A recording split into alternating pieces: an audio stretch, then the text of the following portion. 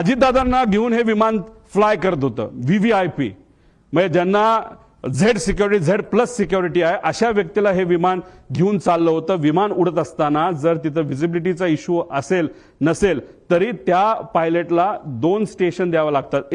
एक जिथं चाललाय तिथं आणि बॅकअप एअरपोर्ट तुम्हाला सांगावं लागतं. कदाचित ह्यांनी मुंबई ते एअरपोर्ट दिलं असेल, नाही तर हैदराबाद तिथं दिलं असेल. आता तिथं गो अराउंड करत असताना एकदा ट्राय केला, दुसऱ्यांदा कदाचित त्यांना ते दिसलं नसावं. त्यांनी सांगितलं हो दिसलं, पण दिसलं नसावं, तर तिसऱ्यांदा राऊंड घ्यायला पाहिजे होता, पण ह्यांनी तो घेतला नाही. दुर्दैवाने सेकंड अटेम्प्टलाच त्यांनी तो प्रयत्न केला. जी घटना घडली ती घडली. आणि दुसरं कसं असतं, ह्यांना पुढे कुठे जायचं होतं, अजित काकांना घेऊन हे कुठं जाणार होते, बारामतीला जाणार होते.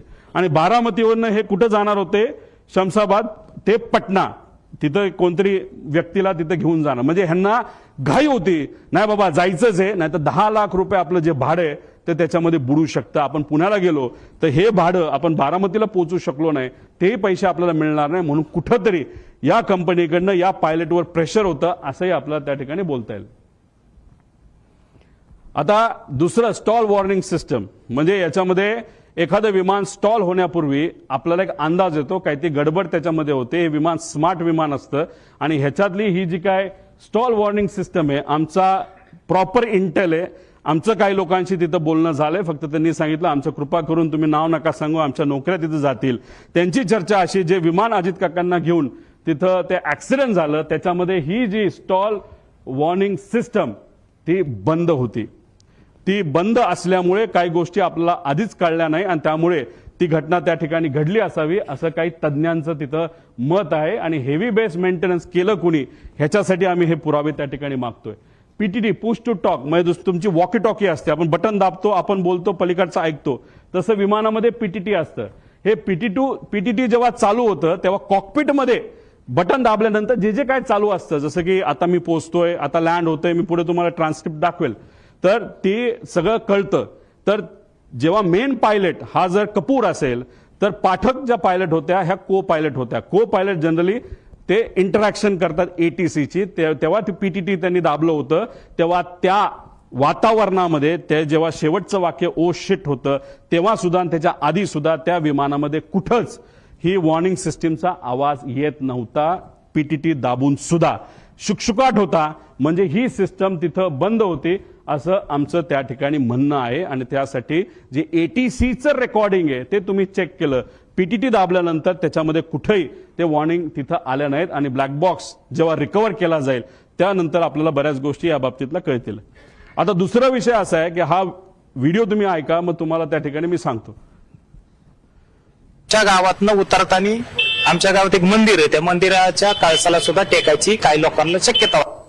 आता हे त्याच वेळी आमच्या गावातनं उतरताना आमच्या गावात एक मंदिर आहे, त्या मंदिर 51,000 फीटला ते उडतं. आणि जेव्हा तुम्ही त्या एअरपोर्टच्या जवळ येत असता आणि फारच जमिनीच्या जवळ आल्यानंतर ही सिस्टम तुम्हाला वॉर्निंग देते. जेव्हा तुम्ही एखादा हिंदीचा पिक्चर नाही तर इंग्लिशचा पिक्चर बघितला असेल तेव्हा तिथं तुम्हाला जाणवत असेल एक आवाज ते विमान देत असतं की warning approaching land, warning approaching land, अशा प्रकारची ही सिस्टम त्याच्यामध्ये असते. आणि दुर्दैव असं आमचं असं मत आहे की मंदिराच्या जर जवळ गेला असेल तरी पीटीटी चालू असताना हा आवाज तिथं आपल्याला कुठंही ऐकायला मिळालेला नाही.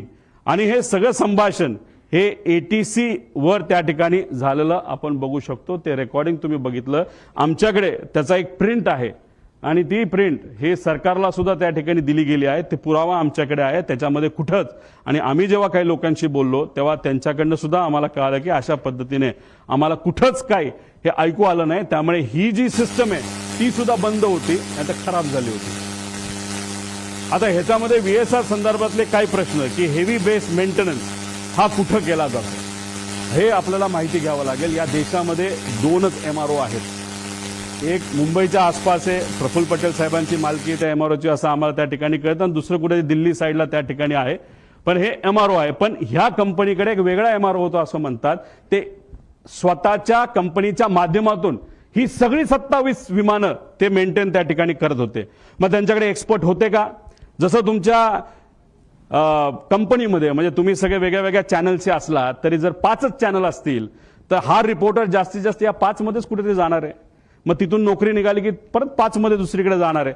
तसंच MRO जर 2च असतील तर मग ते लोक कोण आहेत जे लोक या VSR कंपनीमध्ये आज काम करतात, पूर्वी ते कुठं काम करत होते, कोण आहेत ते, कुणी ते सह्या केल्या, रमेश नावाचा माणूस कोण आहे, त्याचा काय अनुभव आहे, तो मेंटेनन्सचा त्याला का प्रमुख केलं, त्याला तुम्ही एन्क्वायरीसाठी घेतलं का तो गायब झालाय, हे सगळे प्रश्न आपल्याला तिथं पडू शकतात. एन्क्वायरी कुठंच नाही चालली म्हणून आम्हाला आमच्या लेवलला माझ्या काकासाठी आमच्या दादासाठी या सगळ्या गोष्टी करायला लागतात. आणि ह्या सगळ्या गोष्टी लवकरात लवकर सरकारने जर केल्या नाही तर मग आपल्याला खरं रहस्य काय हे त्या ठिकाणी तिथं कळणार नाही. त्यामुळे हेवी बेस मेंटेनन्स कुठं केला जातो हे सुद्धा बघितलं पाहिजे. आणि DGCA मधील काही माजी अधिकारी हे या कंपनीमध्ये काम करत असल्यामुळे एक होल्ड आहे या कंपनीचा, असं आमचं मत आहे. पुढे घ्या.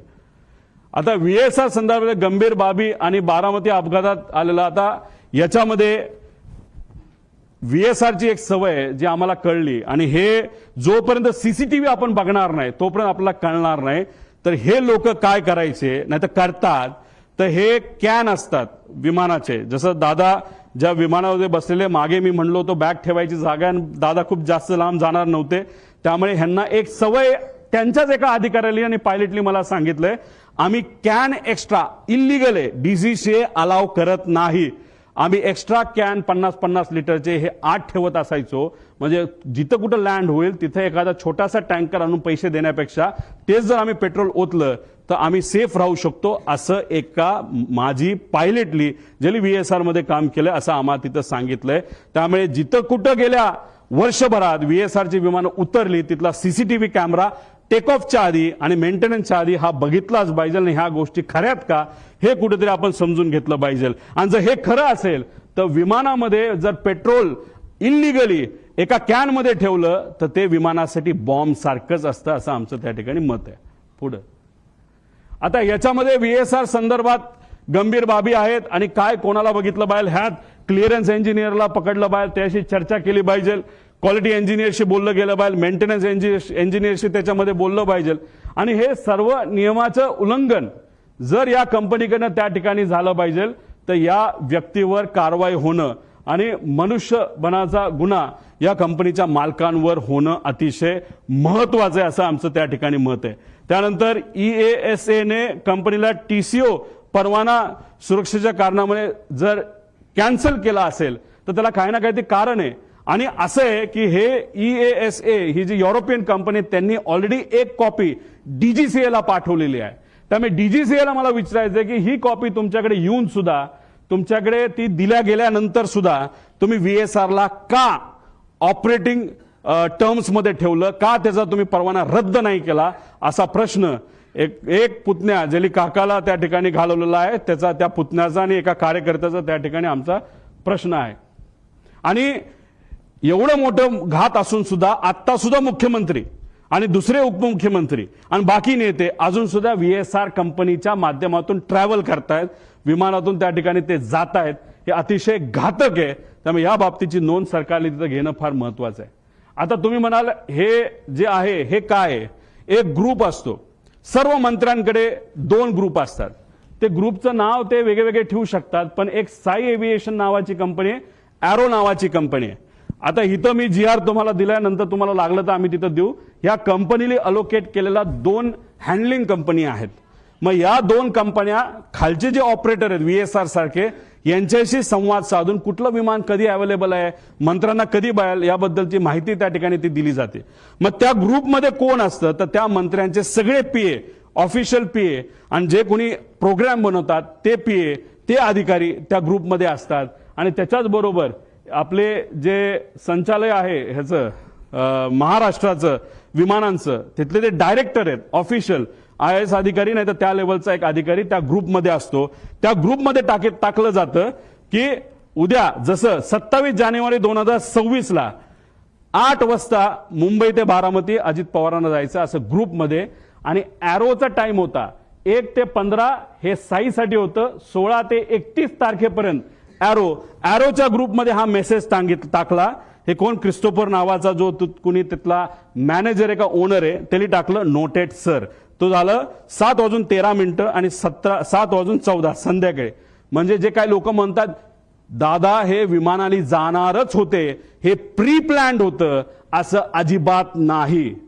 आदल्या दिवशी संध्याकाळी 27 तारखेला संध्याकाळी 7:13 वाजता ठरलं की अरे आता खूपच उशीर झालेला आहे, आता उद्या विमानाला गेल्याशिवाय गत्यंतर नाही. नाहीतर दादा गाडीली जे काय प्लॅनिंग केलं होतं, तुम्ही तिथला सीसीटीव्ही बघा देवगिरीचा, तिथं तुम्हाला दिसेल सगळ्या गाडी या लाईनीमध्ये लागल्या होत्या. दादाचा अंदाज होता 5, 5:30 ते 6 पर्यंत आपल्याला गाडीली पुण्यापर्यंत जायचं आणि पुण्यातून बारामतीला गाडीली त्या ठिकाणी जायचं. तरी सुद्धा उशीर झाला म्हणून हा ग्रुपवर मेसेज टाकला आणि हे ग्रुप अशा पद्धतीने त्या ठिकाणी चालवले जातात. आता हे ॲरो नावाचा ग्रुप कंपनी कोणाची हे आपल्याला पुढे जाऊन बघावं लागेल. आता हे ॲरो कंपनी आहे, सरकारची विमाने बुक करण्यासाठी ही काम करते. ह्याचा जो हँडलर आहे, आता तो कोण आहे आपल्याला शोधावा लागणार आहे. त्याचं फार वजन आहे एअरपोर्टवर, तो म्हणेल तसं तिथं काम केलं जातं असं माझं मत आहे. आता ही कंपनी कोणाची आपल्याला बघा नाही. एक कंपनीचा डायरेक्टर जो आहे तो पतंजली कंपनीमध्ये सुद्धा डायरेक्टर असं आम्हाला कळालं, पण आम्ही खूप खोलात गेलो असं नाही. ज्याला कोणाला बघायचं असेल ना तर ह्या ज्या इन्व्हेस्टिगेशन एजन्सीज आहेत त्यांनी सुद्धा ॲरोकडे लक्ष देण्याची जरूरत आहे. आता पुढे जाऊन तुम्हाला सांगतो त्या ग्रुपवर काय चर्चा झाली होती, पुढे घ्या. आता हा प्रश्न आहे, घातपात आहे का? मला सुद्धा शंका आहे की कदाचित हे घातपात असू शकतं. का तर हे पुढच्या काही स्लाइड्समध्ये मी आपल्या सर्वांना सांगतो. आता याच्यामध्ये आम्ही जेव्हा हा रिसर्च करत होतो, चर्चा करत होतो, ते एक सिक्युरिटी एरियामध्ये काम केलेला व्यक्ती, माजी अधिकारी, तो माझ्याकडे आला. त्याने मला सांगितलं, तुला इस्रायल माहिती आहे का? मी म्हणलं माहिती आहे. तुला मग मोसाद माहिती आहे का? म्हणलं माहिती आहे. मग त्याचं काय? ते म्हणले हे पुस्तक बघ. मी म्हणलं बर, मग या पुस्तकाचं काय? ते म्हणले त्या पेजवर तू जा आणि त्या पेजवर एक लाईन आहे, ती लाईन तू त्या ठिकाणी वाच. ती कुठली लाईन आहे? ती ही लाईन आहे. आता डेगन नावाचा जो माणूस आहे तो एक एजंट आहे. एजंट म्हणजे कोण? जो एखाद्या व्यक्तीला असॅसिनेट नाहीतर एखाद्या व्यक्तीला मारायचं असेल प्लॅनिंगली तर हा तो डेगन नावाचा एजंट आहे. त्याचं सगळ्यात उत्कृष्ट पद्धत मारायची काय असते त्या डेगन नावाच्या पुस्तकात दिलेलं आहे की sometimes it's most effective to kill the driver and that's that. त्याचा अर्थ की एखाद्या व्यक्तीला आपल्याला जर मारायचं असेल तर सगळ्यात सोपा मार्ग कुठला असेल तर त्या व्यक्तीचा जो चालक आहे त्याला जर आपण मारलं तर विषय संपला.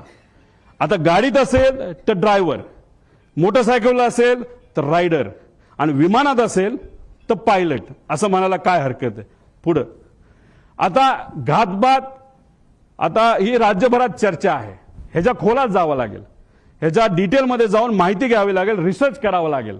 पण माझा काका गेलाय, आमचा दादा गेलाय, महाराष्ट्राचा एक फार मोठा नेता गेलेला आहे. तर ही घटना लाईटली घेऊन चालणार नाही. एखादी गोष्ट इकडे तिकडे झाली, आपण इकडे गेलो तिकडे गेलो, कुणी काय केलं, ह्याली काय होणार नाही. आम्हाला जोपर्यंत ह्याची उत्तरं मिळत नाही तोपर्यंत आम्ही शांत बसणार नाही. आता ह्याच्यामध्ये आदल्या दिवशी 27 जानेवारीला रोजच्या वेळेपत्रानुसार दादा संध्याकाळी म्हणजे जेव्हा कॅबिनेटच्या बैठका झाल्या, दादा म्हणाले होते अधिकाऱ्यांना की 4-5 तास मी माझी कामं करेल. काही अधिकारी मला, माझ्या पार्टीतले काही अधिकारी भेटणार आहे आणि काही नेते भेटणार आहेत आणि काही कर्मचारी भेटणार आहेत, त्यांच्याशी मी चर्चा करेल आणि मग मी मुंबईला जाईल, असा दादांचा त्याच्यामध्ये त्या ठिकाणी अंदाज होता. ताफा सुद्धा लागला होता. एक फार मोठे नेते दादांना भेटण्यासाठी येणार होते, ते वेळेत येणार होते, पण उशीर झाला. ते उशिरा आल्यामुळे आणि चर्चा उशीरपर्यंत सुरू राहिल्यामुळे दादांचा वेळ त्याच्यामध्ये गेला आणि 5-5:30ला जे दादा गाडीली जाणार होते ते गाडीली जाऊ शकले नाही. त्यांना पर्याय राहिला नाही, त्यांना विमान बुक करावं लागलं आणि म्हणून 7:13 म्हणजे संध्याकाळी दुसऱ्या दिवशीचं विमान हे आदल्या दिवशी म्हणजे 27 तारखेला तिथं बुक झालेलं आपण बघितलं. पूर्व विदर्भातील एक कुठले तरी नेते हे मोबाईल चेक करा दादांचे, नाही तर लँडलाईनवर कोणाचा फोन होता काय होता मला माहित नाही, पण मला जे कळालेलं आहे सही करावीच लागते. फार महत्वाची फाईल आहे आणि मग ती फाईल कुठे हे जेव्हा बघितलं गेलं ती फाईल घरी नव्हती, ती फाईल मंत्रालयाच्या कार्यालयामध्ये होती दादांच्या. दादा कुठलीच फाईल मोकळी ठेवत नाहीत, पण अचानक ती फाईल तिथं होती. मग ती दादांनी बोलवली बोलवण्यात येण्यात, मुंबईचं संध्याकाळचं ट्रॅफिक तुम्हाला माहिती आहे. ती फाईल पोहोचूस तर वेळ गेला. वेळ गेल्यानंतर ती फाईल आली. पण एक मोठा नेता आपल्या पक्षाचं बोलत असेल तर सही तर करावीच लागेल. आणि मग दादानी ती सही केली. ती फाईल यूज तर सही करूस तर त्याच्यामध्ये दुर्दैवाने त्या ठिकाणी वेळ गेला. आता ह्याच्यात खोलात जर जायचं असेल, कारण आमच्या पण ओळखी तिथं आहेत, आमच्या पण जीवाची माणसं आहेत. अजितदादांबरोबर जेव्हा केव्हा मी भेटलो आणि दादांचा जो काही शेवटचे 3-4 महिने होते त्यात मी, दादा आणि त्यांच्याबरोबरचे अधिकारी एकदम घट्टपणे एक फार महत्वाची चर्चा त्या ठिकाणी करायचो. आणि ती करत असताना मग काही अधिकाऱ्यांचे, कर्मचाऱ्यांचे त्याच्यावर आमच्यावर त्या ठिकाणी विश्वास असल्यामुळे तिथं चर्चा काय चालली होती हा विषय जेव्हा केला तेव्हा तिथं चर्चा कुठले तरी राजकीय कन्सल्टंट कोणीतरी आहे त्यांचा जो कॉन्ट्रॅक्ट आहे जो शेकडो कोटीचा आहे तो आपल्याला कॅन्सल करावा लागतोय. कारण त्यांच्याकडनं काहीच आपल्याला मिळत नाही, त्याचा काहीच फायदा होत नाही. कारण 7 दिवस आधी सुद्धा बारामती हॉस्टेलला दादांना जेव्हा मी भेटलो होतो तेव्हा सुद्धा दादांनी काही लोकांना सांगितलं होतं, शहाणपणा करू नका, राजकारण आम्हाला शिकू नका, राजकारण आम्ही कसं करायचं हे माहिती सर्वे फक्त तुम्ही करा, अशी काहीतरी चर्चा तेव्हा झाली होती. आणि अशा पद्धतीची चर्चा तिथं झाली आणि दादांना त्याच्यामध्ये उशीर झाला आणि मग दादांना प्लॅन बदलावा लागला. आता हे सगळे बॅकग्राऊंड तुम्हाला फक्त सांगतोय. त्याचं कारण असं की प्लॅन का बदलावा लागला. आता मी येतो 28 तारखेला. आता काही लोक म्हणतात उपमुख्यमंत्री आहेत, दादा कडक होते, शिस्तीचे होते, दादांनी सांगितलं असेल पायलटला ए बाबा उडलंच पाहिजे. पण दादाचं स्टेटमेंट तुम्ही बघा, ते स्वतःच्या मुखातून ते काय बोलतात. तुम्हाला ते तिकडनं जाणं गरजेचं होतं, कारण वैमानिकाचा दिवस आला की उशीर झाला तर मला निघून जावं लागलं, कारण ते अलीकडचे तास म्हणजे दादा कधी पण विमान उडवत असताना कॅप्टनला विचारायचं, बाबांनो काय वाटतं, जायचं का नाही जायचं, उडायचं का नाही उडायचं, काय अडचण आहे, तुम्हाला जे वाटतं ते करा. एका ठिकाणी त्यांना यायचं होतं, मुंबईकडनं ते उडले पण होते. माझा अंदाज आहे 2-2.5 वर्षापूर्वीची गोष्ट असेल. हेलिकॉप्टरले होतं, लोणावळ्याला धुक्क वाढलं होतं. दादांना त्या कॅप्टनली सांगितलं थोडंसं दुःख जास्त आहे, रिस्क आहे, पण आपल्याकडे डबल इंजिन हेलिकॉप्टर आहे, अजिबात दादा काळजी करू नका. दादा म्हणले काय नाही, मुंबईला परत दे. दादा परत मुंबईला गेले आणि गाडीली पुण्याकडे त्या ठिकाणी आले. हे दादांची वस्तुस्थिती होती. दादांचं एक मत होतं, जो एक्सपर्ट आहे, जो त्यातला एक्सपर्ट आहे त्याचा ऐका, अभ्यास करा, रिस्क उगाचच त्याच्यामध्ये त्या ठिकाणी घ्यायची नाही, अशी दादाची भूमिका होती. हे होते आमचे दादा, जे वेळेवर एअरपोर्टला पोहोचले. पण नंतर जे घडलं त्याच्यामध्ये काही गोष्टी तुम्हाला पुढे मी सांगतो. पुढे घ्या. आता हे एक ईमेल आहे. या ईमेलमध्ये 2 नावं आहेत क्रू डिटेल्सची. ह्याला क्रॉस व्हेरीफाय करावं लागेल हे ईमेल. याच्यामध्ये कॅप्टन साहिल काहीतरी आहे बाबा, मदन आणि कॅप्टन यश असे 2 नावं प्रपोज केली गेली होती. बाकी सगळं तिथं लिहिलेलं आहे आणि कुठं जाणारे मुंबई, बारामती वगैरे सगळं तिथं दिलं होतं. आता हे आहेत दोघं. पण झालं असं की नाव ते दुसऱ्या दिवशी बदलण्यात आलं. हे आहेत मदन. मग त्यांच्या मिसेसली एक मेसेज ते सोशल मीडियावर टाकलं होतं की मदनचं नाव जेव्हा सुरू झालं होतं तेव्हा त्यांच्या मदनच्या नावाने तिथं सुरू झालं होतं की वाईट वाटतं, दुर्दैवी त्यांची मृत्यू झाला. मग त्यांच्या मिसेसली ते तिथं टाकलेलं आहे. आता हे दोघांची नावं होती, पण मग हे त्यांना त्या ठिकाणी नियुक्ती झाली, म्हणजे पाठक आणि कपूर यांचं नाव तिथं आलं. तर मग आमचा विषय, आणि कधीच तुम्ही बघितला असेल, कपूरचे कुठला तरी मित्र कुठेतरी बोलत होता की बाबा कपूर आदल्या दिवशी बाहेरून आला होता भारताच्या, तो उडवणारच नव्हता, पण मग त्याला अचानक सांगितलं आणि मग त्यांनी उडवायला घेतलं विमान, असं तुम्ही कुठेतरी ऐकलं असेल. तर मग आमचा प्रश्न असा आहे की मग टेक ऑफ पूर्वी मुख्य पायलट हे का बदलले गेले आणि मग का असं नाव चेंज त्या ठिकाणी केलं गेलं. आणि जर टेक ऑफ करायचं असेल तर त्या पायलटला आधीच यावं लागतं. आणि तिथं असं सांगितलं होतं की हे 2 पायलट हे ट्रॅफिकमध्ये 6:30 वाजता सकाळी अडकलेत आणि ते येऊ शकत नाहीत, म्हणून दुसरे पायलट आम्हाला द्यावं लागलं, अशी कुठेतरी एक स्टेटमेंट आम्ही सोशल मीडियावर आणि काही मीडियाच्या माध्यमातून तिथं ऐकली होती आणि काही अधिकाऱ्यांनी सुद्धा त्या ठिकाणी सांगितलं होतं. पुढे घ्या. आता हे व्यक्ती आहेत, 7 वाजता हे क्रू तिथं पोहोचलं. आता अप्रुव्हल कधी आलं तर 12:30 ओके, विमान मध्यरात्री 12-12:30 वाजता की विमान फायनल झालंय, क्रू फायनल झाली आणि त्यांनी सांगितलंय की ओके. सकाळी त्यांनी 7 वाजता मेसेज केला की क्रू हे एअरपोर्टला पोहोचले आहेत. मग आता प्रश्न आम्हाला असे निर्माण होतात, पुढे घ्या, की हे जे 2 पायलट आहेत जे ट्रॅफिकमध्ये अडकले असं म्हणतात, मग कुठं होते? त्यांचा सीडीआर तुम्ही काढलाय का? ट्रॅफिक पोलीसच्या बऱ्याच ठिकाणी तिथं सीसीटीव्ही कॅमेराज आहेत, ते तुम्ही तिथं बघितले का?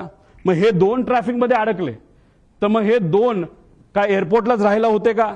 एअरपोर्टच्या जवळ राहायला होते का? मग हे दोघं तिथं कसे आले? असा बरेच काही प्रश्न आम्हाला तिथं पडतात. त्यानंतर ते आल्यानंतर ब्रेथ अनालिसिसची टेस्ट झाली का, ज्याच्यामध्ये आपल्याला ते जसं पोलिसांनी रात्री तुम्हाला पकडलं, तुम्ही पिलं असलं काय नसलं काय तुम्हाला ते फुंकावं लागतं, तसं हायली ॲडव्हान्स्ड ब्रेथ अनालायझर हे एअरपोर्टला असतात, डीजीसीएला दिलेले असतात. त्याचा फोटो सुद्धा निघतो. ते सीसीटीव्ही आहेत का, तोच तो होतो का, त्याचं ब्रेथ अनालिझर केलं का, तिथं कॅमेरा आहेत का, कॅमेराचा रेकॉर्ड कोणाकडे आहे, त्यानंतर विमानाकडे गेल्यानंतर तिथं चेक करत असताना ते रेकॉर्ड आहेत का, 7 वाजता ते पोहोचले असतील, दादा जर 8ला पोहोचले असतील तर 1 तासाचा वेळ आहे, त्यात त्यांनी विमानं चेक केली आहेत का, विमानात काय वेगळं ठेवलंय का, असे बरेच प्रश्न त्याच्यामध्ये आम्हाला त्या ठिकाणी निघतात. आणि हे सर्व गोष्टी आता बघण्याची जरूरत आहे असं आमचं मत आहे. आणि कोणतरी असं म्हणलं होतं की कपूर हे हाँगकाँगवरनं आले होते, मग ते खरंच आले होते का इंटरनॅशनल फ्लाईटवरनं, हे सुद्धा बघण्याची जरूरत आहे. कारण इंटरनॅशनल फ्लाईटवरनं जर एक व्यक्ती ज्याला दारू प्यायची खूप सवय असं ऐकलं होतं आणि पुढेही काही पुरावे त्याच्यामध्ये आहे, मग इंटरनॅशनल फ्लाईटवर दारू दिली जाते, मग तो पिऊन आला होता का, अशा सगळ्या गोष्टी बघण्याची जरूरत आहे. कदाचित त्यांच्या परिवाराला असं वाटत असेल मी काहीतरी वेगळं बोलतोय. मला त्यांना एवढंच सांगायचं, आमचा तो हक्क आहे. आम्ही परिवारातली लोक आहेत, आमच्या शंका जर असतील तर शंकेचं निरसन हे झालंच पाहिजे, कारण आम्ही आमचा माणूस गमावलेला आहे, तुम्ही तुमचा माणूस गमावलेला आहे. तुम्ही तुमची बाजू बघा, आम्ही आमची बाजू बघतो. पण आमच्या मनात ज्या शंका आहेत त्याला कुठं ना कुठेतरी उत्तर हे मिळालं पाहिजे. का गेले 13 दिवस मला तरी तिथं झोप लागलेली नाही, आणि कदाचित जोपर्यंत ह्या गोष्टी सापडत नाही, क्लिअर होत नाही, तोपर्यंत झोप लागणार नाही आणि मी झोपणार सुद्धा त्याच्यामध्ये नाही. पुढे तुम्ही जर गेला तर आता मुख्य पायलट सुमित कपूर बद्दल आपण थोडीशी माहिती घेऊ. मार्च 10ला दिल्ली बेंगळुरू विमान उडण्यापूर्वी त्याला प्री फ्लाईट अल्कोहोल टेस्टमध्ये त्याला पकडण्यात आलं. पुन्हा 7 एप्रिल 17ला दिल्ली गुवाहाटीचं विमान उडवत असताना त्याचं टेस्टिंग जेव्हा केलं तेव्हा तो सापडला. तुम्ही मला तिथं सापडला, इथं का नाही? ह्या सगळ्या कमर्शियल फ्लाईट्स होत्या असं आम्हाला कळतंय. कमर्शियल फ्लाईट्सवर बऱ्याच गोष्टी स्ट्रिक्ट असतात, प्रायव्हेट फ्लाईटला कदाचित तेवढ्या स्ट्रिक्ट नसाव्या असं वाटतं. 3 वर्ष त्याला निलंब करण्यात आलं. त्याच्याबरोबर काम करण्याला एका व्यक्तीला आम्ही जेव्हा बोललो त्यांनी सांगितलं लेअरजेट म्हणजे उद्या जर मला ग्लोबल नावाचं विमान उडवायचं असेल तर मला त्याचं ट्रेनिंग घ्यावं लागतं, त्या कंपनीकडे जावं लागतं. तसंच हा सीपी म्हणजे कमर्शियल पायलट असल्यामुळे बोईंग एअरबस उडवत असेल आणि तिथं लेअरजेट उडवायचं असेल तर त्याला अमेरिकेत लेअरजेटची फॅक्टरी म्हणजे बंबार्डियरची फॅक्टरी असल्यामुळे अमेरिकेत जाणं महत्वाचं होतं. तो तिथं गेला. मला जे कळालंय तिथं गेल्यानंतर दुर्दैव असं त्यांनी इतकी दारू पिली का काहीतरी असं मला कळालंय. हे क्रॉस व्हेरीफाय करावं लागेल की त्यांना ट्रेनिंगला जाता आलं नाही. हे रिपोर्ट आता आपल्याला काढावं लागतील, खरंच हे घडलं होतं का, आणि त्यांना परत ट्रेनिंगला पाठवण्यात आलं असंही आम्हाला त्याच्यामध्ये त्या ठिकाणी कळलं होतं. आता इतर पायलटली लेझर जेटची परीक्षा अमेरिकेला सांगितलं. आता एक बडा नेता जो सांत्वन करण्यासाठी घरी आला होता त्यांनी सांगितलं हाच महाशय माझं सुद्धा विमान हेच VSR कंपनीचं हे नांदेडला हे घेऊन चालले होते, आणि ज्या पद्धतीने त्या कपूरली लँडिंग केली त्याच्यावरनं मी VSRला कंप्लेंट केलेली. हा मोठा नेता कोण, नांदेडला कधी गेला होता, खरंच त्यांनी कंप्लेंट केली का, हे आपल्याला त्याच्यामध्ये बघावं लागेल. सत्तेतला एक मोठा नेता त्याच्यामध्ये आहे. त्यानंतर ट्रॅक रेकॉर्ड फारच वाईट होतं. तरी मग या व्यक्तीला तिथं अजितदादांचं विमान नाही तर VIPचं, उद्धव ठाकरे साहेबांचं, फडणवीस साहेबांचं, एकनाथ शिंदे साहेबांचं, ऍक्टरचं, ह्या सगळ्यांचं विमान का उडवायला दिलं असा प्रश्न आमचा तिथं आहे. पुढं आता ह्याच्यामध्ये तुम्ही जर बघितलं असेल तर VK सिंग म्हणजे हा मालक, त्यांचा एक ग्रुप आहे व्हॉट्सअपचा. त्या ग्रुपवर आम्ही ही माहिती काढली. कशी काढली, काय काढली हे नका मला विचारू, पण ही माहिती आहे. आता तुम्ही म्हणाल ही माहिती तुम्ही देत आहात त्याला ते डिलीट केलं तर काय, तुम्ही व्हॉट्सअप किती डिलीट करा सगळी माहिती कळते. त्यामुळे जो कोणी तिथे इन्व्हेस्टिगेट करणार आहे हा ग्रुप कुठला, हा ग्रुप कोणाचा, त्या ग्रुपवर कोण, आणि गेल्या 2 वर्षामधल्या त्याच्यावरच्या ज्या काही डिस्कशन आहेत हे लोकांसमोर त्या ठिकाणी आल्या पाहिजे. ह्याची एक डिस्कशन ह्याच्यामध्ये तुम्ही बघितली. Today once again a important flight had to be cancelled as number 1 of PSC has been found to be badly drunk. दारू पिला होता. त्याच्यामध्ये बरंच काय दिलं की तुम्ही पार्टी करता हे करता, आणि त्याच्यात may I request my dearest colleagues, captain Sunny जो खन्ना कोण असेल, कॅप्टन रंधवावा, आणि स्टार केलंय कॅप्टन सुमित द ग्रेट. म्हणजे दारू प्यायचा विषय आल्यानंतर द ग्रेट सुमित कॅप्टन, आणि खाली आहे कॅप्टन रोहित. आता तो सिंग आहे का? सिंग म्हणजे कोण? तो डायरेक्टर आहे VSR कंपनीमध्ये, म्हणजे याचाच कॅप्टनचा मुलगा. आता तो खरंच तो असेल रिसर्च नंतरच कळेल, आणि डायरेक्टरच तिथं दारू पित असेल पायलट असून सुद्धा, तर मग हे फार डेंजरस आहे. कारण डायरेक्टरलाच या गोष्टीचं महत्व नसेल तर बाकीच्या पायलट काय करणार? नाही तर जर डायरेक्टरच आपल्याबरोबर दारू पित असेल तर काय आपल्याला फरक पडतोय? अशी मानसिकता या लोकांची होऊ शकते असं आम्हाला वाटतं. हे त्यांच्याच ग्रुपवरनं काढलेला हा मेसेज आहे 2 जानेवारीचा. VSR कॅप्टन VK सिंग म्हणजे मालक. पुढं अजून एक मेसेज त्यांचा आहे, काय? VSR ड्युटी सेल डील काय असेल ते. डिअर कॅप्टन सुमित भाई अँड जो कुणी असेल प्रावग, you will be sober and do not do your evening stunts. आता इव्हनिंग स्टंट्स मध्ये काय आम्हाला माहित नाही. विमान वेडवाकडे चालवायचा हा एक स्टंट असू शकतो, नाही तर दारू पिणं हा एक स्टंट असू शकतो, नाही तर ड्रग्ज घेणं हा स्टंट असू शकतो. म्हणजे हा स्टंटचा अर्थ मला तरी काही निघत नाही. हा आपल्याला बघावा लागेल. आणि त्याला सुमित उत्तर देतो कॉपीट सर्ड. म्हणजे मला जर कोणी बोललं असतं हे तू वेड्यासारखा तिथं काल का वागत होता, आणि जर मी वागलोच नव्हतो तर मी लिहिलं असतं sir that was not me and I won't do it. पण इथं वर जर दारूबद्दल बोललं असेल आणि खाली कॉपीट सर म्हणत असतील, याच्यावरनं नक्कीच दाल में कुछ काला आहे असं आपल्याला म्हणता येईल. हा जो ब्रेथ अनालिझर आहे ह्याचा फोटो सुद्धा निघतो. ह्याचे रिपोर्ट आता आपल्याला बघावं लागणार. पुढे घ्या. आता वेगवेगळ्या सरकारी अहवालातील वेगवेगळी विसंगती. आता ह्याच्यामध्ये PIB प्रेस ब्युरो तुम्हाला माहिती आहे, हे कुठली माहिती देते? दे तुम्हाला काय कुठलं दे DGCA जी माहिती दिली जाती ती PIB छापती. बरोबर आहे? बरोबर आहे. आता ही ट्रान्सक्रिप्ट आहे. ही कशाची ट्रान्सक्रिप्ट आहे? तर ही बारामती ATC ची ट्रान्सक्रिप्ट आहे. वेळ न वेळ तिथं लिहिलेली आहे. इथं वेळ लिहिलेली आहे. मग काय एअरक्राफ्ट मधली ज्या त्या पाठक मॅडम आहेत त्या काय बोलल्या, आणि बारामती ATC ला सुद्धा एक कोणतरी महिलाच होते असं आम्हाला कळलंय, त्या काय म्हणल्या याच्यामध्ये तिथं दिलेलं आहे. आता ह्याचा वेळ जर बघितला तर यांच्या PIB अनुसार म्हणजे DGCA अनुसार 8:18 काय झालं होतं? म्हणजे विमान बारामती ATC च्या संपर्कात आलं. म्हणजे DGCA काय म्हणते, म्हणजे PIB काय म्हणते, 8:18 हे विमान हे बारामती ATC च्या संपर्कात आलं. पण हे विमान आलं होतं 8:19. तुम्ही म्हणता एका मिनिटाला काय होणार आहे? हे विमान इतकं स्पीडमध्ये चालतं, हे एका मिनिटात हे विमान 15 किलोमीटर चालतं. आणि दादांचं जी काय घटना घडलेली आहे काही मीटरमध्ये घडलेली आहे, याच्यावरनं एक मिनिटं हा महत्वाचा आहे. मग एवढी मोठी घटना घडली असेल तर मग 2 रिपोर्ट जे आहेत हे रिपोर्ट वेगळे का असा प्रश्न एक परिवारातला एक व्यक्ती म्हणून त्या ठिकाणी मी करतो. आता आगीचे लोट दिसण्याचे टायमिंग PIB DGCA किती म्हणतं? 8:44. पण ट्रान्सक्रिप्ट प्रमाणे इथं 8:43:55 सांगितलं की मला आता लँडिंग पॅड म्हणजे स्ट्रिप तिथं दिसतीये. मग त्यांनी सांगितलं रनवे 11 क्लिअर टू लँड. त्यानंतर 8:44:13 ओ शिट म्हणजे ही जी पाठक मॅडम आहेत त्यांच्याकडनं ते शेवटचे शब्द होते, आणि त्यात 7 सेकंद तुम्ही ऍड करा. 44 प्लस काहीतरी 13 प्लस म्हणजे 20, तर त्याच्यात तो ऍक्सिडेंट तिथं झाला.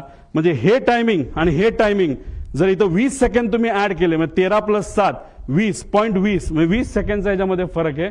मी तुम्हाला सांगितल्याप्रमाणे सेकंडचा विषय असतो. इन्व्हेस्टिगेट तुम्ही करत असाल आणि तुम्ही एका मोठ्या एजन्सीचे लोक असाल तर तुम्हाला सेकंदात बोलावं लागतं. इथं मिनिटात बोलून चालत नसतं. आणि इथं ह्या 2 रिपोर्टमध्ये खूप मोठा फरक आहे असं कुठेतरी दिसतं. आता हा एक ट्रान्सपॉन्डर एक असतं विमानाला, विमान सांगत असतं सॅटेलाइटच्या माध्यमातून मी इथे आहे, माझं स्पीड किती आहे, मी अलाइन झालोय का, एअरपोर्टचं जे स्ट्रिप आहे त्याला मी अलाइन झालोय का, तिथून माझं डिस्टन्स किती आहे, माझी हाईट किती आहे, माझं लोकेशन कुठे आहे, हे सगळं तिथं दिलं जातं. आणि हे आमच्याकडे आहे. ही माहिती ही आम्हाला एका सॉफ्टवेअरच्या माध्यमातून, जे मगाशी तुम्हाला सॉफ्टवेअर सांगितलं त्यातून आम्हाला सगळी माहिती कळाली. फक्त शेवटच्या 1 मिनिटाची आम्हाला माहिती कळाली नाही. कदाचित ट्रान्सपॉन्डर हा मुद्दामून विमानाच्या आतून हा बंद केला होता. तुम्हाला टिल्ट होताना जे विमान दिसते त्या ट्रान्सपॉन्डर बंद होता. ट्रान्सपॉन्डर हा 8:43.18 ह्याच्यात तुम्ही म्हणाल हे तर टाइम वेगळा दिसतोय. ह्यात फ्लाईट रडारच्या शेवटच्या UTC टाइम म्हणजे 3 ते म्हणजे ह्याच्यामध्ये 5 तास आपल्याला ऍड करावं लागतात. त्यात 8:43.18 जेव्हा हे बंद झाला ट्रान्सपॉन्डर, का बंद झाला, का कुणी बंद केला, असे प्रश्न आम्हाला त्याच्यामध्ये आहे. आता आपल्याला शेवटपर्यंत कळालं असतं आणि या 1 मिनिटाच्या आधी हे विमान त्या धावपट्टीला अलाइन झालं होतं. म्हणजे ते धावपट्टीवर उतरेल अशी अपेक्षा होती, पण 1 मिनिटामध्ये काहीतरी गडबड झाली ती अजूनपर्यंत आपल्याला कळली नाही. आता हा जो भाग आहे हा तुमचा 11 नंबर आहे आणि हा भाग आहे 29. हे जे मोठी चर्चा करतात, अरे बाबा तो जो असा हिलटॉपवर आहे आपला लँडिंग स्ट्रिप, त्यामुळे फार डेंजरस आहे, फार अवघड आहे, हे आपण लँड करू शकत नाही असं लोक बोलतात. ते खरंय. आता ही ती जागा आहे 11 नंबर आणि ही जागा आहे 29 नंबर. मागे घे. ती आहे MIDC ची साईड. इथं तुम्ही जर गेला तर सपाट आहे, सपाट, काही तिथे टेन्शन नाही. तिथं तुम्ही कसंही लँड होऊ शकता. त्यावेळेस जे विंड स्पीड होतं ते ऑलमोस्ट नव्हतं आणि विमान जेव्हा इथून लँड होतं त्याला अडचणी काय असतात, एकतर हे उंच आहे आणि इकडे जो सूर्य उगवत असतो तो स्क्रीनवर तिथं दिसतो. मग सगळ्यात बेस्ट ऑप्शन काय असतं, बाबा इकडे नको जायला, सोपी साईड 29 साईड आपण घेऊ, 11 नको घ्यायला, असा निर्णय बऱ्याच वेळा त्या ठिकाणी घेतला जातो. मग ह्या विमान चालकाली तो निर्णय घेतला होता का, पुढे जाऊन बघूया. 8:27 एअरक्राफ्ट करून रनवे 29 ची परवानगी मागण्यात आली. म्हणजे परफेक्ट फ्लॅट आहे. जसं तुम्ही 2023 ऍक्सिडेंट बघितला तर नुसतं घासत गेलं होतं, अशी कदाचित घटना घडू शकली असते. दादा जिवंत असू शकले असते. 29 नंबरची परवानगी तिथं ATC कडनं घेतली होती. ATC ती परवानगी दिली आणि 2 मिनिटांनंतर एअरक्राफ्ट करून रनवे 11 ची परत परवानगी मागितली. का, कशामुळे, काय कारण, प्रश्नच आहे. म्हणजे सोपं सोडून अवघड कशाला घ्यायचं. बरं एकदा मागितली का, नाही. मग दुसऱ्यांदा परत 8:36 एअरक्राफ्टने गो अराउंड केल्यानंतर त्यांनी परत 29 ची मागणी केली. परत ती त्यांनी कॅन्सल केली. परत आम्ही 11ला येऊन लँड करतो असं सांगण्यात आलं. निर्णय को पायलट घेत नसतो, मेन पायलट घेत असतो. को पायलट कम्युनिकेशन करत असतो. मग या मेन पायलटला 29 जे सोपं होतं ते सोडून 11 नंबरच का पाहिजे होता, हे मात्र त्या ठिकाणी अजूनपर्यंत कळालं नाही. पुढे आता हा व्हिडिओ बघा.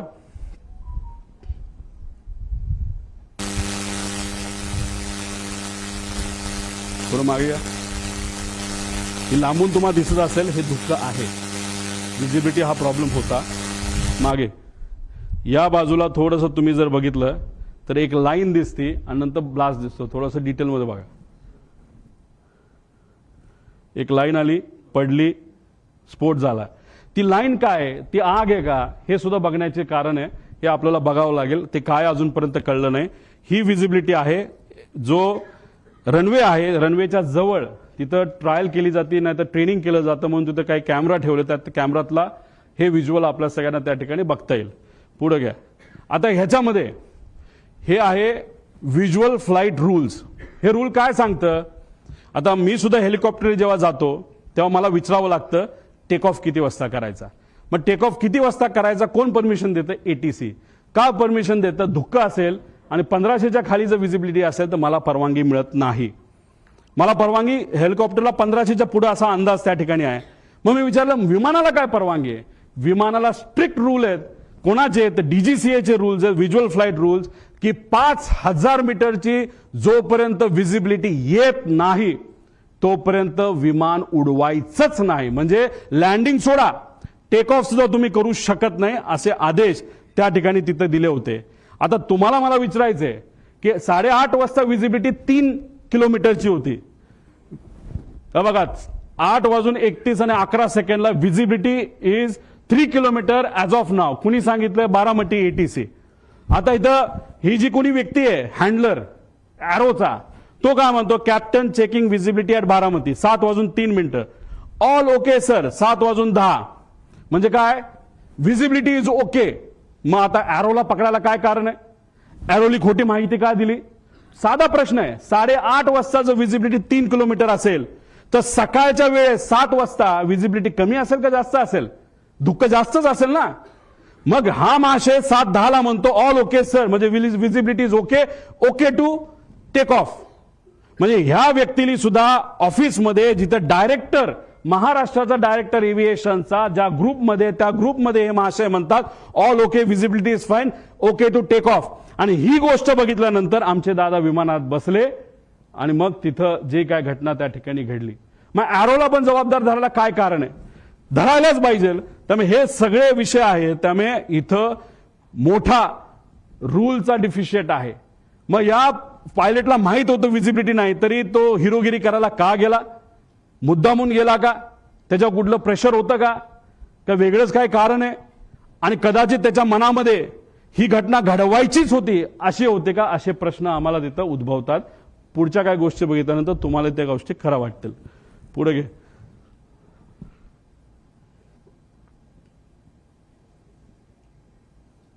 हे ऐका. दरवेळेचा जो आवाज असतो विमानाचा, आम्हाला आता धावपट्टी जवळ असतो म्हणून आम्हाला माहिती की विमानाचा कसा आवाज असतो. पण त्या दिवशीचा इतका कर्कश आवाज होता, त्यामुळे आमच्या गावातली बरेचसे महिला, पोरं ही सगळी रस्त्यावर येऊन बघत होती की आज विमानाचा असा का आवाज येतोय. आणि गावाला एक रेटी घालून परत विमान धावपट्टीच्या दिशेने उतराय गेलं. पण त्याच वेळी आमच्या गावातनं उतरताना आमच्या गावात एक मंदिर आहे, त्या मंदिराच्या कळसाला सुद्धा टेकायची काही लोकांना शक्यता. पुढे घे. म्हणजे विमान लँड होण्यापूर्वी जे गाव आहे त्या गावाच्या कळसाला विमान घासून गेलं. म्हणजे 1 मिनिट जो ट्रान्सपॉन्डर बंद झाला होता शेवटचा, जे सॅटेलाइटची कनेक्शन हे मुद्दामून तोडण्यात आलं होतं ट्रान्सपॉन्डर बंद करून, असं आमचं मत आहे. याच्यामध्ये नॉर्मली एमिंग पॉइंट हा पुढे असतो, त्यानंतर मग सेंट्रल लाईन बघितली जाते, लँडिंग डेझिग्नेटर असतो, थ्रेशोल्ड. याच्यावर लँड करायचं नसतं, याच्या पुढेच लँड करावं लागतं. आणि ही जर बारामतीची साईड बघितली, थ्रेशोल्ड इथे आहे. आता 1 मिनिट जे ट्रान्सपॉन्डर बंद केला तर त्याचा जर आपल्याकडे डेटा आला असता तर हे बंद पडलं विमान असं आपल्याला जे दिसतं ते जर झालं नसतं, तरी आमचं असं मत आहे की हे विमान इथं येऊन धडकलं असतं. मग कदाचित असं होतं का की इंटेन्शनच होतं विमान लँड करायचं ना, क्रॅश करायचं. कारण तुम्ही 29ला तुमच्याकडे संधी असताना तुम्ही सारखं सारखं या डोंगराळी भागाकडे का जात होता?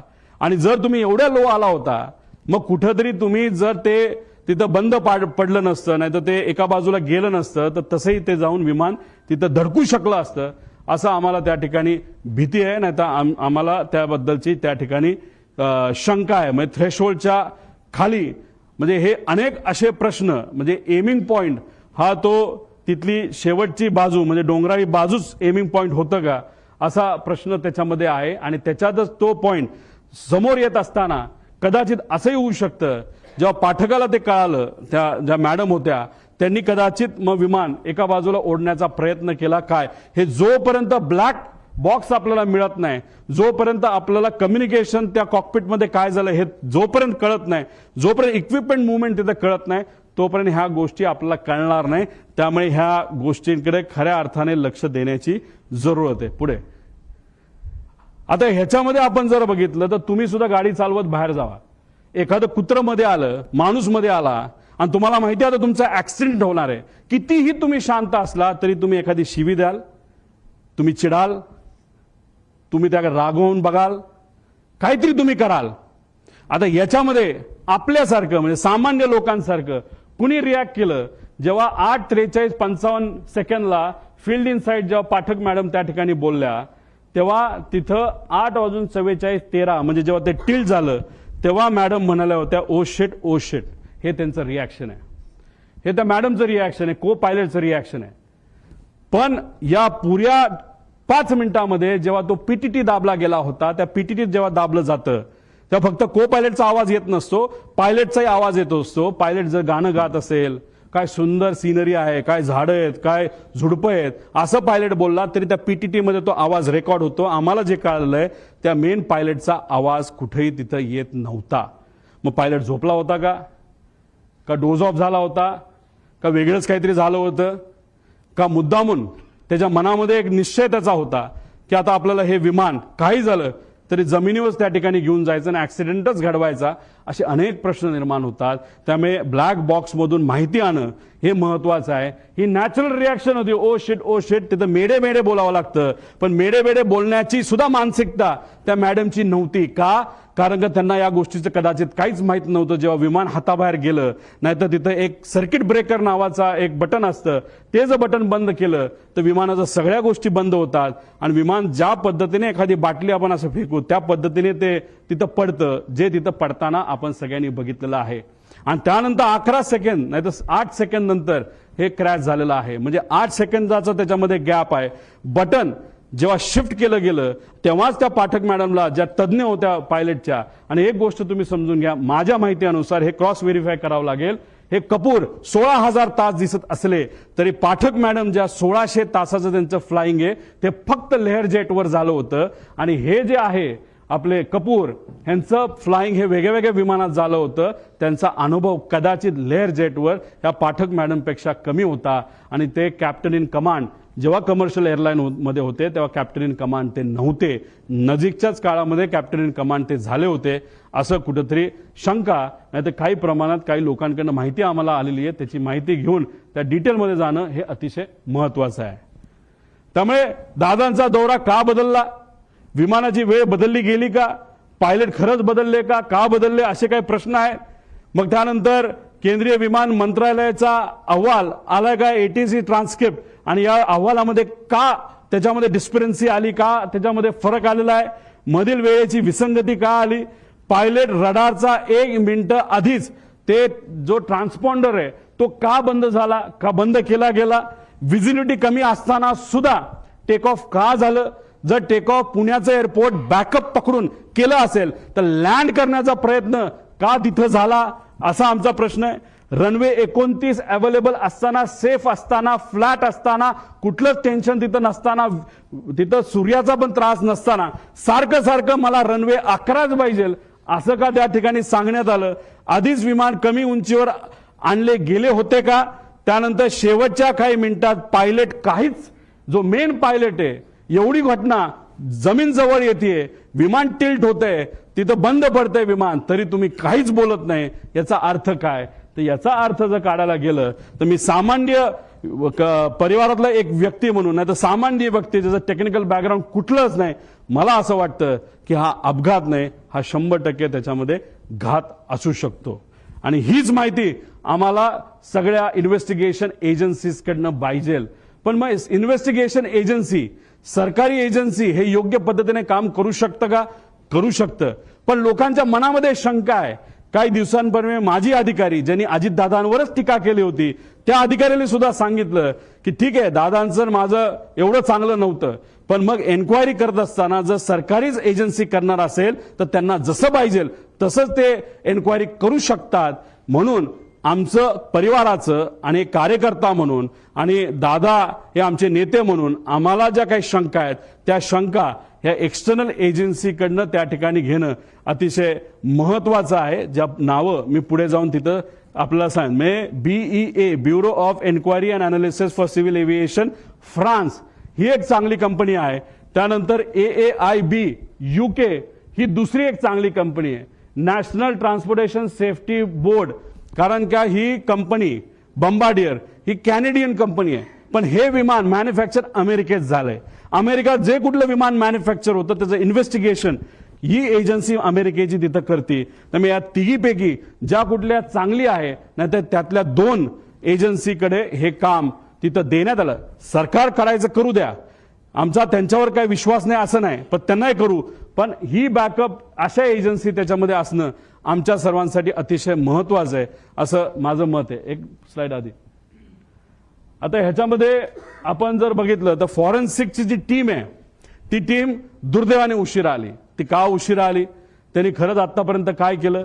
CIDला काम दिलंय, चांगली गोष्ट आहे. आपण CIDला एअरपोर्टवर जाण्याची परवानगी आहे का? मी काही लोकांशी त्यांच्याशी बोललो, म्हणलं आतापर्यंत काय झालं? ते म्हणले आतापर्यंत आम्ही CCTVचे फुटेज घेतले. म्हणलं कुठले घेतले? ते म्हणले आम्ही एअरपोर्टचे घेतले. म्हणलं बाकीचं नाही. मग आम्ही एका अधिकाऱ्याशी चर्चा केली, अरे बाबा तुम्ही एवढा वेळ जर लावणार असाल ह्याच्यामध्ये जर वेळ घालवणार असाल तर ते जी कंपनी आहे ते सगळे पेपर मॅन्युपुलेट करू शकते, सगळा एव्हिडन्स मॅन्युपुलेट केला जाऊ शकतो. थोडे दिवस थांबू, लोक विसरून जातील. लोक विसरणार नाहीत. आम्हाला ही माहिती पाहिजे म्हणजे पाहिजे. त्यामुळे सीआयडी विश्वास नाही असं नाही, पण त्यांना पूर्ण अथॉरिटी नसणार आहे. कारण विमानतळावर गेल्यानंतर पोलिसाला, खाकी वर्दीच्या व्यक्तीला आज जाण्याची परवानगी तिथं नसते. तिथं सीआयएसएफ असेल, नाहीतर केंद्रीय जे काही एजन्सीज असतील त्याच तिथं जातात. नाहीतर इन्व्हेस्टिगेशन करायचं असेल तर सीआयडी करू शकत नाही.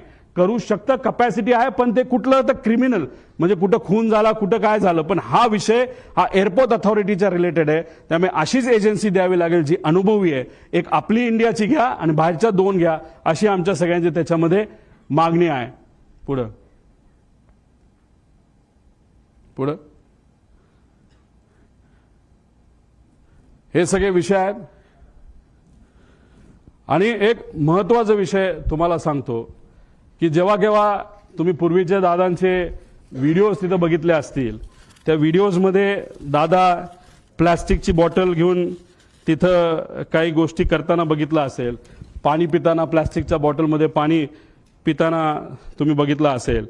आणि मी त्यांना सांगितलं काल नाही म्हणजे 9 तारखेला नाही तर 10 तारखेला मी या बाबतीत मला काय वाटतं हे तिथं सांगणार आहे. या प्रेस कॉन्फरन्सच्या माध्यमातून आणि तुमच्या सर्वांच्या मदतीने लोकांपर्यंत मी आता पोहोचतोय. काही लोकांनी भावनिक होऊन काही व्हिडिओ टाकलेत. ते व्हिडिओ कसे आहे की दादा परत येतील. 6 जण विमानामध्ये होते, 6वी व्यक्ती दादा होते. जी बॉडी तिथं सापडली ती दादांची नव्हतीच. दादा आज येतील, उद्या येतील. मला त्यांना सांगायचं आहे की आज जर दादा परत आले तर मी सुद्धा त्यांना घट्ट मिठी मारेल.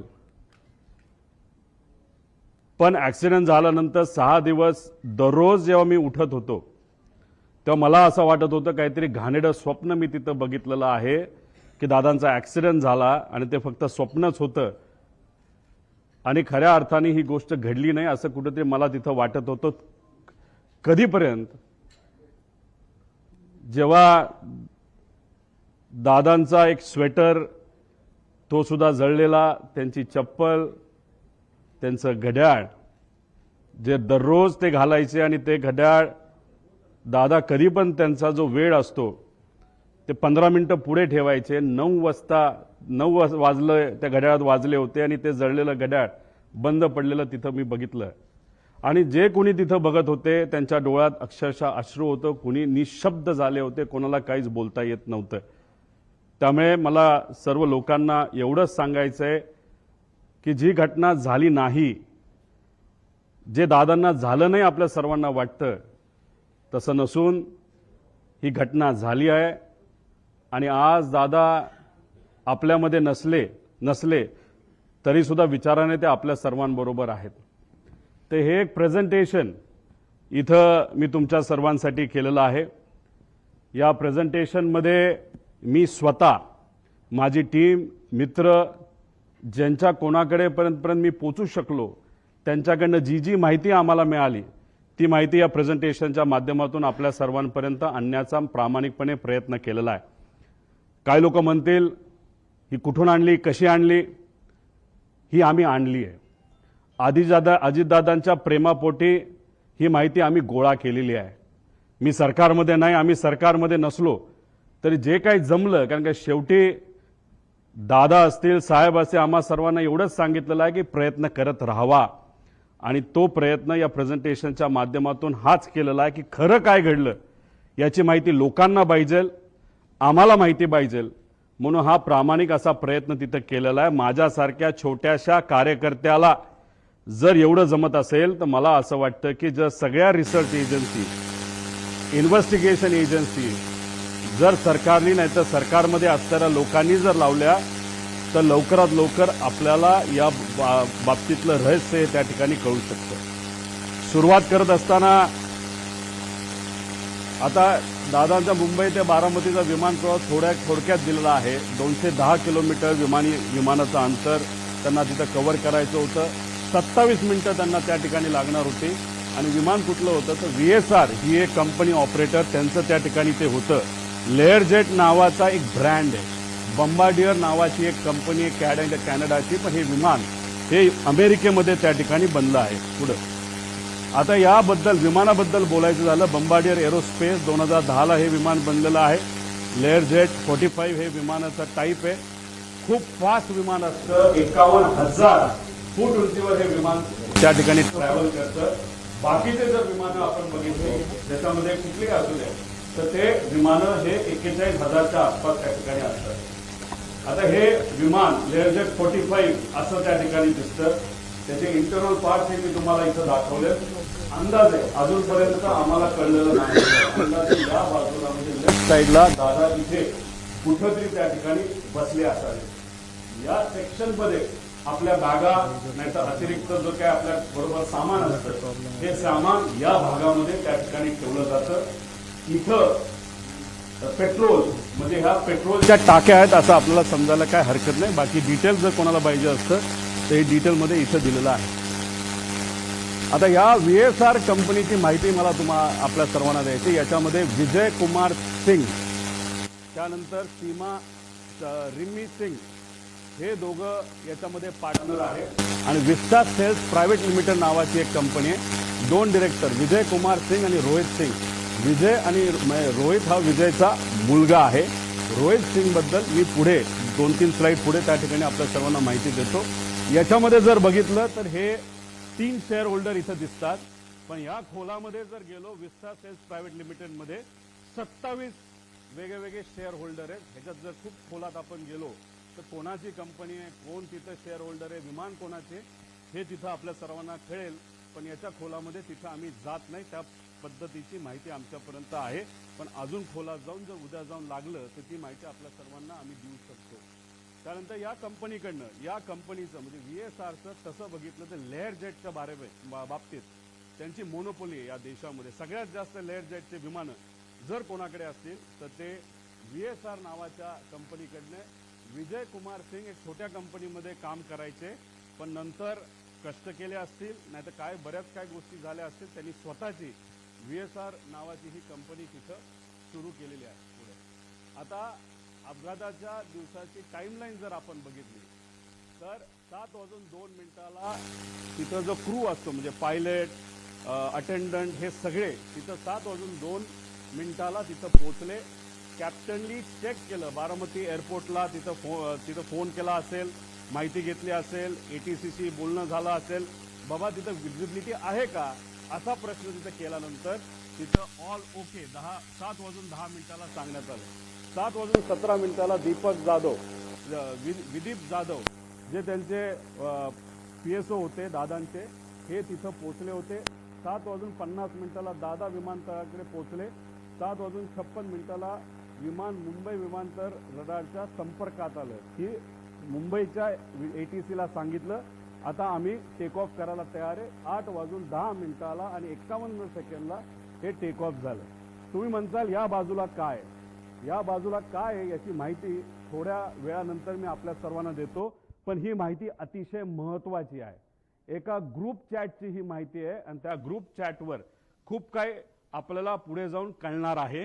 नाव फक्त दिलंय, पुढचा नंबर तिथं मी दिलेला नाही, पण नंबर सुद्धा तिथं आहे. एका ऍक्च्युअल ग्रुप चॅट मधले हे स्नॅपशॉट तिथं काढलेले. त्या ग्रुप चॅट मध्ये अधिकारी सुद्धा असतात, PA सुद्धा असतात. त्याबद्दलची माहिती मी पुढे तुम्हा सर्वांना देतो. आता विमान 8:22 विमान लोणावळा जवळच्या आसपास त्या ठिकाणी तिथं असेल. 8:25 विमान पुणे जवळ, पुणे शहराजवळ असेल. 8:30 विमान यवत हे जे गाव आहे त्याच्या आसपास असेल. 8:32 सुपे म्हणून गाव, सुपे जळगाव गाव हे बारामतीमध्ये आहे, तिथं असेल.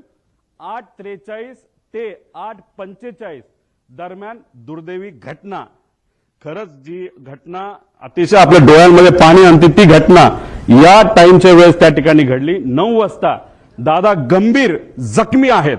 ऍक्सिडेंट झाला हे आम्हाला कळलं होतं, पण आमच्या सगळ्यांच्या मनात असं होतं की जखमी आहेत, हॉस्पिटलमध्ये आहेत, पण जिवंत आहेत अशी कुठली बातमी आमच्या कानामध्ये यावी. तशी 9 वाजता ती बातमी सुरू होती. पण 9:45 पहिली बातमी आली ती म्हणजे दादांच्या निधनाची, जी ऐकल्यानंतर अक्षरशः मन पण सुन्न झालं आणि डोकं सुद्धा सुन्न त्या ठिकाणी झालं. आता ही माहिती म्हणजे हा जो प्रवास आहे, हा प्रवास हे जे एक सॉफ्टवेअर आहे नाहीतर ऍप आहे, ज्याच्याकडे विमान असेल त्यांना हे ऍप उघडता येईल, जो पायलट असेल हे ऍप उघडता येईल. युनिव्हर्सल ऍप आहे, याच्यामध्ये तुम्हाला सगळ्या विमानाची माहिती तिथं कळू शकते.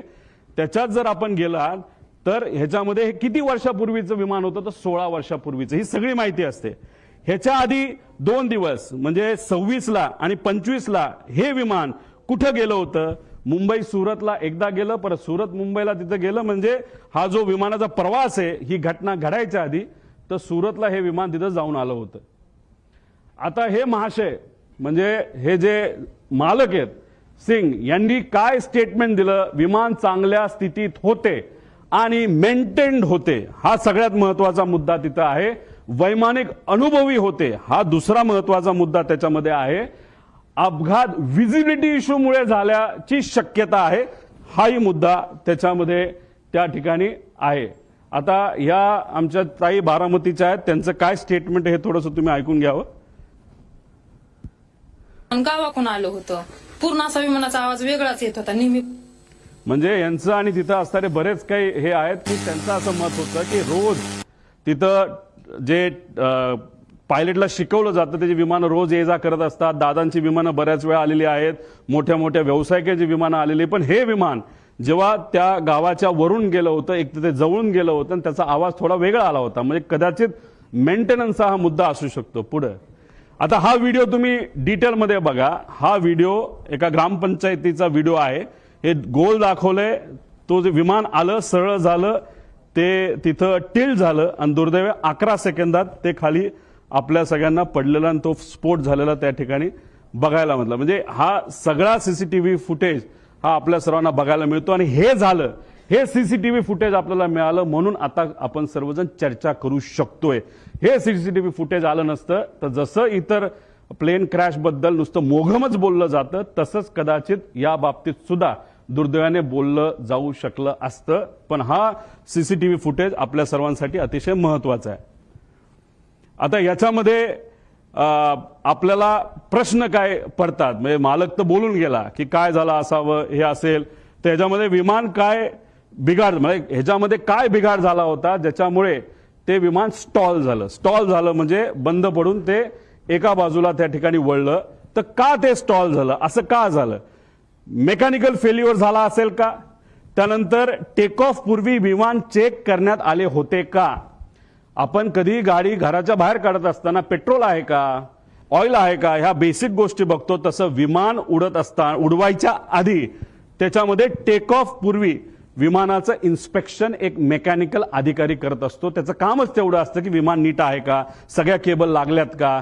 जसं की लिफ्ट आपल्या घरी असेल नाही तर ऑफिसमध्ये असेल आणि त्याचं इन्स्पेक्शन जर करायचं असेल तर त्या ज्या केबल आहेत त्या नीट आहेत का, बटणं नीट दाबली जातात का, आणि समजा जर लाईट गेली तर लिफ्ट ऑटोमॅटिकली एका फ्लोअरला येऊन थांबते का, हे जे बेसिक लिफ्टमध्ये चेक केले जातात. हे तर 51,000 फीटला उडणारं विमान आहे आणि ह्याचं चेकअप तर करावाच लागतो. हे DGCA सुद्धा सांगितलेलं आहे.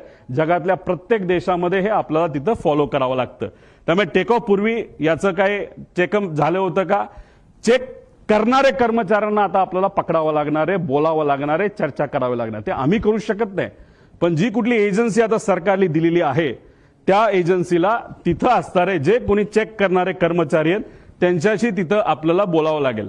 टेक लॉग हा प्रत्येक विमानाचा टेक लॉग हा केला जातो. टेक लॉग असेल तो जो अधिकारी आहे मेकॅनिकल इन्चार्ज तो सही करतो आणि विमान चालक जे असतात को पायलट आणि मेन पायलट हे त्याच्यावर तिथं सही करतात. टेक लॉग सुद्धा आता आपल्याला शोधायचं आहे. आणि विमान हे जे होतं ते एअरवर्दी होतं का, म्हणजे विमान उडण्याच्या लायकीचं होतं का, असा एक वेगळा रिपोर्ट हा DGCAचा असतो. तो सुद्धा तिथं बघण्याची जरूरत आहे. रुटीन लाईन मेंटेनन्स हा करावा लागतो. एक मेन मेंटेनन्स, इंजिन काढावं लागतं, घालावं लागतं, ऑइल चेक करावं लागतं सगळं. आणि त्यानंतर हा रुटीन मेंटेनन्स, कुठलाही प्रवास झाल्यानंतर ते विमान चेक करावं लागतं, त्याला रुटीन मेंटेनन्स बघावं लागतं. आणि हे अतिशय क्रिटिकल एरिया असतो हा पोलिसांचा विमानाचा. तिथं सगळीकडे CCTV कॅमेरा असतात. तिथं मोठ्या मोठ्या इंडस्ट्रियलिस्टचे विमानं ठेवलेली असतात आणि तिथं सगळीकडे हँगरच्या बाहेर आणि हँगरच्या आत सीसीटीव्ही कॅमेरा त्या ठिकाणी असतात. त्यामुळे ते सीसीटीव्ही कॅमेरा कुठे आहेत, कसे आहेत, कोण मेंटेन करत होतं, खरंच विमानाला कुणी हात लावला होता का, चेकिंग झालं होतं का, हे सगळं तिथं बघण्याची आपल्या सर्वांना जरूरत आहे. आणि विमानाचा हेवी बेस मेंटेनन्स हा कधी केला, कसा केला, काय केला, त्याला विमान कंपनीली सुद्धा शेड्यूल दिला असतं आणि त्या शेड्यूल प्रमाणेच आपल्याला मेंटेनन्स हा करावा लागतो. ते झालं होतं का, त्याचा रिपोर्ट कुठे आहे. आणि हे रिपोर्ट का मागतोय, कारण का हे जे VSR कंपनी आहे त्या VSR कंपनीमध्ये अनेक एक्स DGCIचे लोक काम करतात, नाही तर त्यांचे कन्सल्टंट आहेत. त्यामुळे आम्हाला भीती अशी आहे की आतापर्यंत गेल्या 13-14 दिवसामध्ये काहीच झालं नाही, फक्त सीसीटीव्ही गोळा केलेले आहेत. बाकी ह्यांनी अजून सुद्धा रिसर्च नाही तर इन्व्हेस्टिगेशन काही झालेलं नाही. आणि असं जर टाइमपास करत राहिले तर मग हे सगळं मॅन्युप्युलेट केलं जाऊ शकतं. हे सगळे खोटे रिपोर्ट हे केले जाऊ शकतात. त्यामुळे रिपोर्टवर फक्त विश्वास ठेवून चालणार नाही, सगळे सीसीटीव्ही आपल्याला त्या ठिकाणी बघावं लागतील. आता ह्याच्यामध्ये या कंपनीचा इतिहास आपण तिथं बघू. तुम्हाला आठवत असेल 2023ला एक ऍक्सिडेंट झाला होता. ते कुठलं विमान होतं, लेअर जेटचं विमान होतं. बघा इथं आता ते विमान तुम्हाला क्लिअरली दिसेल नाही दिसेल माहित नाही, हे पडलं, हे घसरत गेलं, पाऊस तिथं पडत होता, स्पीड खूप होतं, विमानचा टाईप लेअर जेटचाच होता. आता काही लोक लगेच टीव्हीवर बोलायला लागले होते की अरे बारामतीचं जे विमान आहे त्या ILS सिस्टम नाहीये, असं बरेच रिसर्च अभ्यासू लोक म्हणायला लागले. बरोबर आहे, पण त्याच विमानतळावर बऱ्याच वेळा अनेक वेळा मोठे इंडस्ट्रियलिस्ट पासून सगळे तिथं उतरलेले आहेत ILS सिस्टम नसताना. आणि ILS सिस्टम बद्दल आपण चर्चा करतोय तर हा ऍक्सिडेंट जिथं झाला मुंबईला, तिथं तर हायली ऍडव्हान्स सिस्टम आहे, ILS सिस्टम सुद्धा आहे, तरी सुद्धा हा अपघात झाला कसा. त्यामुळे फक्त ILS सिस्टम बारामतीला नाही म्हणून ते ढकलून त्या ठिकाणी चालणार नाही. आता हा ऍक्सिडेंट झाला, कसा झाला, काय झाला, व्हिजिबिलिटी वर ढकलून मोकळे झाले विमानाचे, अजून पाऊस होता, हे होतं. मग ILS सिस्टम असताना पाऊस होताना सुद्धा बाकी विमानं लँड होऊ शकत होते. मग आमच्या VSR या कंपनीचं लेअर जेटचं विमान का लँड होऊ शकलं नाही आणि का घसरत गेलं, याचा अभ्यास कुठं ना कुठं त्या ठिकाणी करावा लागेल. 2023चा हा विषय. मग आतापर्यंत रिपोर्ट आला असेल, आतापर्यंत एन्क्वायरी क्लिअर झाली असेल, तो रिपोर्ट मीडियाकडे आला असेल, तो रिपोर्ट कंपनीली जे लोक आत होते, ज्या कंपनीली ते भाड्यावर घेतलं होतं त्या लोकांना दिला असेल अशी अपेक्षा आपण करू. कारण 2 वर्ष एवढा मोठा अपघात होऊन हे कुठेही रिपोर्ट कुणी दाबू शकत नाही. बघूया काय झालं पुढं. दुर्दैव असं 2023ला हा अपघात झाला पण आतापर्यंत त्याचा रिपोर्ट आलेला नाही. अजितदादांचा दुर्दैवी ऍक्सिडेंट झाल्यानंतर त्या बातम्या जेव्हा अख्ख्या देशामध्ये तुमच्या माध्यमातून त्या ठिकाणी केल्या गेल्या तेव्हा कुठेतरी DGCAला तिथं जाग आली आणि final report soon in September 2023 Mumbai layer jet असं सांगण्यात आलं. म्हणजे कुठेतरी VSRचा एक होल्ड आहे DGCAवर असं आमच्या सगळ्यांचं मत आहे. म्हणून एवढा मोठा रिपोर्ट होऊन त्या ठिकाणी तो दाबण्यात आला. मग का हा रिपोर्ट दाबण्यात आला?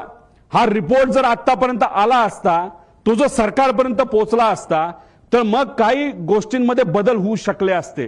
आणि मग आज आपले अजितदादा माझे काका हे आज आपल्या सर्वांमध्ये इथं असू शकले असते. पण हा रिपोर्ट न झाला, न त्याच्यावर चेक झालं, कसं घडलं याचा कुठेही अभ्यास त्या ठिकाणी झाला नाही. हा रिपोर्ट आजपर्यंत दाबला असं आमच्या सगळ्यांचं त्याच्यामध्ये म्हणणं आहे. बरं ठीक आहे, भारताने हा रिपोर्ट दाबला. मग आता इंटरनॅशनल लेवलला काय झालं ह्याचा अभ्यास तुम्ही बघूया.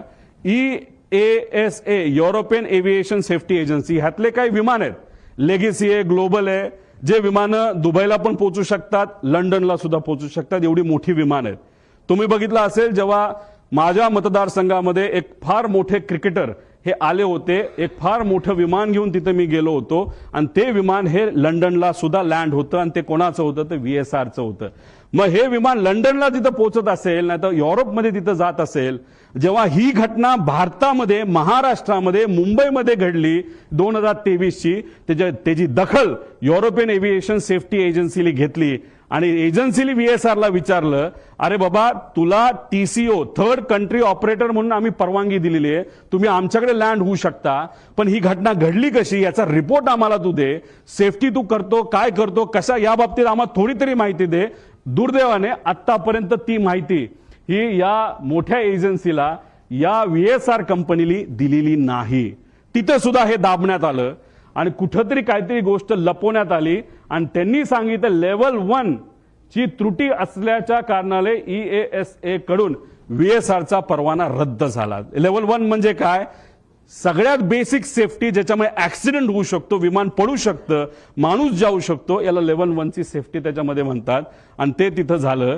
आता there is major non compliance, त्याने हे direct serious risk to flight safety immediate corrective action required, त्याशिवाय आम्ही उडून देणार नाही असं युरोपियन एजन्सीने सांगितलं. आणि त्यांनी काय केलं? सस्पेंडेड ऑपरेशन, ग्राउंडेड एअरक्राफ्ट, सगळे अप्रुव्हल्स आणि सर्टिफिकेट काढून टाकले. सगळा मेंटेनन्स आणि त्याच्या फ्लाईट ऍक्टिव्हिटीज त्या युरोपमध्ये होत्या सगळ्या बंद करून टाकल्या. आता हे जर युरोपची कंपनी करू शकते, हे महाराष्ट्रात घडलं, देशात घडलं, तरी VSR अजूनपर्यंत का विमानं उडवते असा प्रश्न आमच्या सगळ्यांचा आहे. माझे काका गेले, आपले दादा त्याच्यात गेले, पण आज VSRच्या माध्यमातून सीएमांची फ्लाईट तिथे घेतल्या जातात, सगळ्या मंत्र्यांच्या फ्लाईट घेतल्या जातात, तिथं दुसरे उपमुख्यमंत्र्यांच्या फ्लाईट घेतल्या जातात. त्यांच्या सेफ्टीबद्दल तर आपण विचार केला पाहिजे. एक नेता आमचा गेला, पण बाकी नेत्यांचं काय? मग ह्या VSRला अजूनपर्यंत का परवानगी दिली जाते? त्यांचा एवढा होल्ड की अजितदादांचा ऍक्सिडेंट होऊन सुद्धा त्यांना तिथं थांबवलं जात नाही. ESA सारख्या मोठ्या एजन्सीनी त्यांचा रद्द परवाना करून सुद्धा त्यांना तिथं परवानगी दिली जाते. तर एवढं फेवर VSRला का केलं जातं असं आमचं मत आहे. मग आम्ही काय केलं? एक्स पायलट, जे पायलट VSR कंपनीमध्ये काम करत होते, जे इंजिनियर VSR कंपनीमध्ये काम करत होते, DGCAचे एक्स अधिकारी जे VSRला ओळखून होते, या सर्व लोकांची चर्चा केल्यानंतर तुमच्यातले काही अभ्यासू आणि रिसर्च करणारे पत्रकार सुद्धा अशा लोकांना भेटल्यानंतर ह्या गोष्टी समोर आल्या. फ्लाईट ड्युटी टाइम लिमिटेशन, 12 तास गॅप लागतो. जर मी पायलट असेल आणि मी जर उडवलं असेल तर 12 तासानंतरच फ्लाईट उडू शकतो. पण ही कंपनी VSR कंपनी हे जे रिपोर्ट असतात FDTL हे मॅन्युपुलेट करतात. म्हणजे फक्त आकड्याचा खेळ त्या ठिकाणी केला जातो आणि 6 तासापूर्वी सुद्धा जर एखादा पायलट आला असेल तर त्याचा कदाचित इन्सेंटिव्ह दिलं जातं, नाही तर तुला नोकरीवरनं काढतो असं सांगितलं जातं आणि लगेचच त्याला तिथं विमानात बसवलं जातं.